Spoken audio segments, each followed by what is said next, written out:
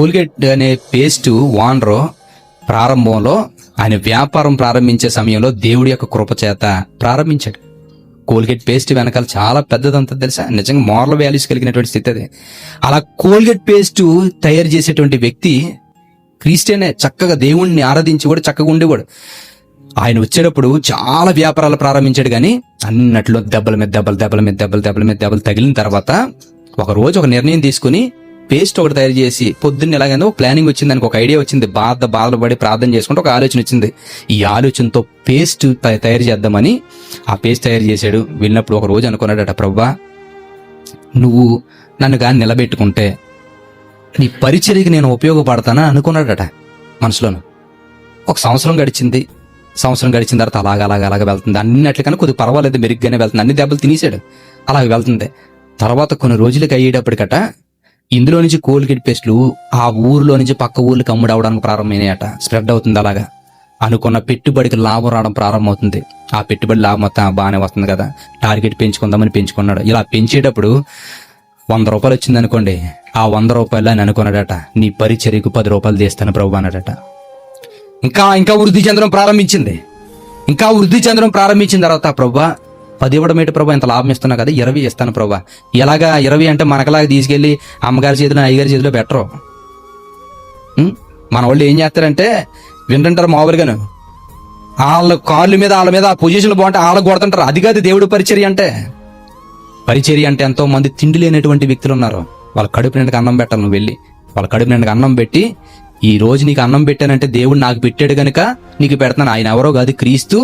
ఆ క్రీస్తు చేపించిన ప్రేమతోటే మీ దగ్గరికి వచ్చినాడు అనుకోండి, ఓహో క్రీస్తు ఇలాంటి ప్రేమ కలిగిన కూడా వాళ్ళు నమ్ముకుంటారు. అది పరిచర్య అంటేనే.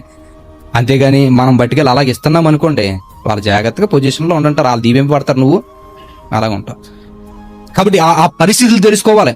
ఇప్పుడు ఎప్పుడైతే ఇలాగన్నాడో 20 రూపాయలు కాదు ప్రభు, ఇదిగో 20 రూపాయలు ఇవ్వడం ప్రారంభిస్తాను, 100 దగ్గర 20 ఇవ్వడం ప్రారంభించి 80 రూపాయలు తీసుకున్నాడట. డెవలప్ అవుతుంది, ఇంకా డెవలప్ అవుతుంది, స్టేట్లు దాడుతుంది. ఇలా కాదు ప్రభు, ఇదిగో 30 ఇస్తానన్నాడట, ఇంకా పెరిగింది 40 ఇస్తాను అనుకున్నాడట.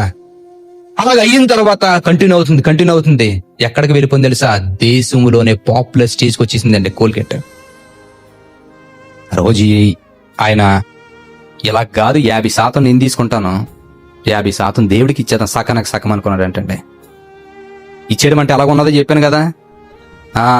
అనాథ పిల్లలకి, దిక్కులేని వాళ్ళకి, నిరాశ్రయులుగా ఉన్న వాళ్ళకి దేవుడు సువార్త చెబుతూ వాళ్ళకి పంచిచ్చేవాడు, వాళ్ళని చదివించేవాడు, అన్ని చేసేవాడు. ఇది పరిచర్య అంటేనే.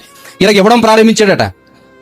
ఒక రోజు ఎలాగైపోయింది తెలుసా, వేరే దేశాల నుంచి బేరాలు రావడం ప్రారంభమైనాయట. మీ ప్రోడక్ట్ మాకు కావాలి, మీ ప్రోడక్ట్ కావాలని. ప్రపంచం అంతా వ్యాపించేసిందంటే కూర్చుని ఆలోచించుకున్నాడట, అయ్యా నా పరిస్థితులు మెరుగుపరుస్తూ నా నమ్మకత్వాన్ని, నా దయని, నాకున్న సత్యాన్ని పోగొట్టుకోకుండా నేను వెళ్ళినంత వరకు నా మీద దయ చూపించు. ప్రారంభం దేవుడికి ఎంత ఇచ్చాడు, ఆ 10% నేను తీసుకుంటాను ప్రభా, 90% నీకే ఇస్తాను. రివర్స్ చేసాడు దాన్ని మొత్తం. ఏం చేయండి తెలుసా, ప్రపంచంలోనే అత్యధికమైనటువంటి లాభాలతో దిగ్గజంగా మారిపోయాడు మొత్తం అంతా. ఏం చేశాడు, కోల్గేట్ స్కాలర్స్ తోటి ఈ రోజుకి చాలా మంది పెద్ద ఉద్యోగాలు చేస్తూ గవర్నమెంట్ సెక్టార్స్ లో ఉన్న వాళ్ళు ఆ కోల్గేట్ ద్వారా వచ్చేటువంటి స్కాలర్స్ తోటి చదివినటువంటి వ్యక్తులు, ఆఫీసర్స్ ఉన్నారు, ఐఏఎస్ ఆఫీసర్లు, ఐపీఎస్ ఆఫీసర్లు. అనాథ పిల్లలు బాగా చదువుకున్న టీచర్స్, ఇంజనీర్స్, డాక్టర్స్ అయ్యారు.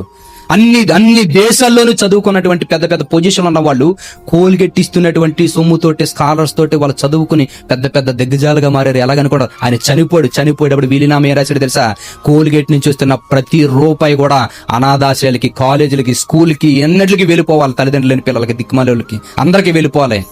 ఇలా వెళ్ళిపోయి వాళ్ళని పోషించాలి. ఇది దేవుడు నాతో పెట్టాడు, దీని లాభం వాళ్ళు అనిపించుకుని వీలునామా రాసి వదిలేయడండి. చనిపోడు.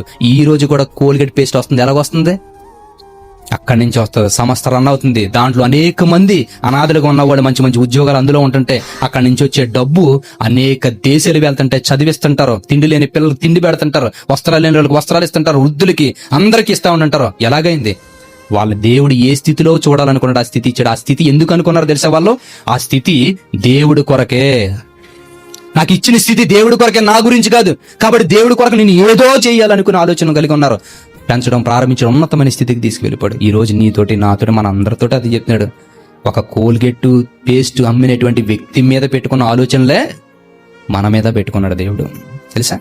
చూడండి, బిజినెస్ మ్యాగ్నెట్స్ ఎవరైనా మన భారతదేశంలో కాదు కానీ ఫారెన్ లో, అబ్రాడ్స్ లో ఉన్నటువంటి బిజినెస్ మ్యాగ్నెట్స్ బ్యాక్గ్రౌండ్ చూడండి మీరు అందరూ. వాళ్ళు ఎలా ముందుకు వచ్చారో తెలుసా? కేవలం దేవుడండి. వాళ్ళు ఏమనేవారు తెలుసా? వాళ్ళ స్టేటస్ ఎంతకు వెళ్ళినా, ప్రభువా ఈ రోజు నువ్వు ఇస్తున్నావు కాబట్టి నీకు. ఎందుకు ఈ విషయాలు నేను చెప్తున్నానంటే, దేవుడు మందిరానికి వస్తున్నప్పుడు దేవునితో కమ్యూనికేషన్ ఎక్కువగా ఉండాలనుకున్నా ఆయన దగ్గర నుంచి వస్తున్నటువంటి ప్రతి ప్రేమను మనం పొందుకునే స్థితిలో మనం ఉండాలి. ఆయన ప్రేమను మనం పొందుకోవాలి అని అంటే ఆయన సత్యాన్ని దయని కొని ఉంచుకున్నాం అనుకోండి, మనం పొందుకుని ఉన్నాం అనుకోండి, ఆయన మనకు చేస్తున్నప్పుడు మన స్థితిగతులు బాగుంటే దేవుడికి మరింత దగ్గర అవుతా ఉంటాం. మన స్థితి దేవుడికి దూరంగా వెళ్ళిపోయే పరిస్థితుల్లోకి వెళ్ళామనుకోండి, భక్తి జీవితం రాదు.